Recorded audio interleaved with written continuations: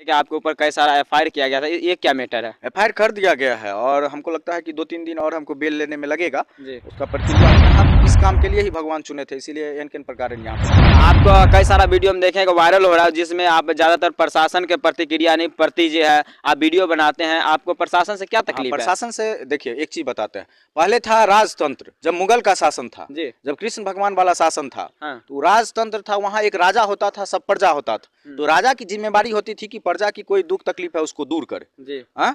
और अभी कौन है राजा? अभी तो राजा हमारा यही प्रशासन सभी है ना, बीडीओ, सीओ, एसडीओ, डीएम, नेता। तब जब ये राजा है और राजा के वजह से, राजा का काम है दुख दर्द दूर करना, लेकिन राजा के वजह से ही जब प्रजा को तकलीफ होने लगे तो निश्चित रूप से है कि प्रजा में से आवाज उठेगा। तो किसके खिलाफ उठेगा? राजा के खिलाफ ही ना। तो राजा प्रशासन है, इसीलिए इनके खिलाफ ज्यादा उठता है, क्योंकि ज्यादा जिम्मेवार यही है। आपके ऊपर कई सारा एफआईआर किया गया था, ये क्या मैटर है? एफआईआर कर दिया गया है और हमको लगता है कि 2-3 दिन और हमको बेल लेने में लगेगा।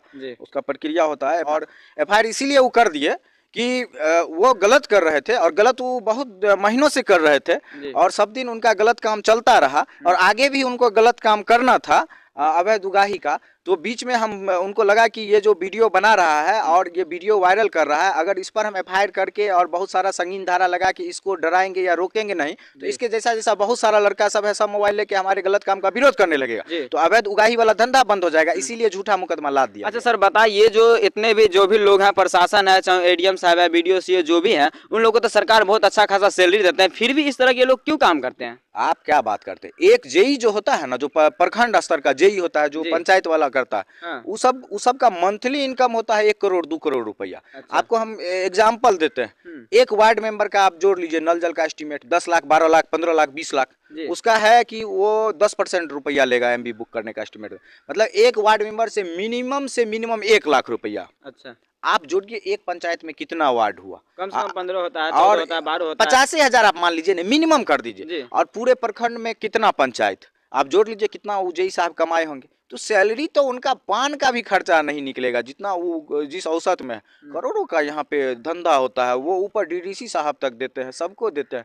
पूरा मिली भगत से सारा चीज चलता है। यहाँ पर प्रतिनिधि भी लिया, जेई को भी दिया, सब मिलके खाया पिया पचा देता है। ऊपर से आप कंप्लेन कर करके मर जाइएगा, कुछ नहीं होता है। काहे नहीं होता है? सबके पास पैसा जाता है। इसीलिए हम बोलते हैं कि जो सैलरी आप बोले ना, सैलरी इन लोगों को मिलती है और सैलरी के हिसाब से इनको काम करना चाहिए, लेकिन उस सैलरी से कहाँ ये करोड़ों का प्रॉपर्टी, करोड़ों की ज़मीन, बड़ा बड़ा अपार्टमेंट, बच्चों को बहुत बड़े स्कूल में एजुकेशन, ये एक बहुत बड़ा आदमी बनने का हसरत इनका कैसे पूरा होगा?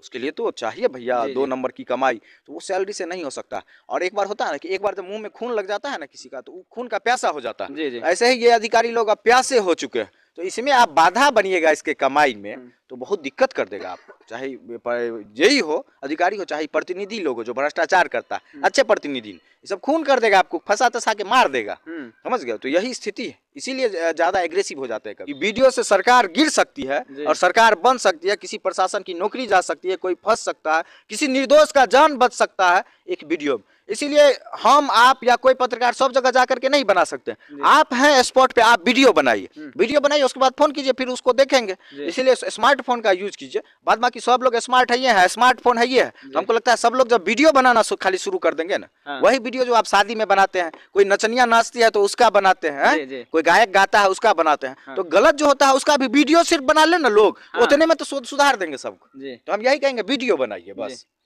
चलिए, बहुत बहुत धन्यवाद भैया जी ने बहुत सारे चीज़ बताएं, आप लोग देखे भी हैं। आप लोग से विनती है, आप लोग के क्षेत्र में कहीं भी किसी भी तरह की घटना है, कहीं भी गलत लगे तो आप वो वीडियो बनाइए। और जो भी हम लोग न्यूज़ चैनल वाले हैं उन सबको किसी से कांटेक्ट कीजिए, उसके बाद जो उस पर प्रतिक्रिया होगा वो किया जाएगा। मिलेंगे अगले वीडियो में अपडेट के साथ। तो जय हिंद, जय भारत।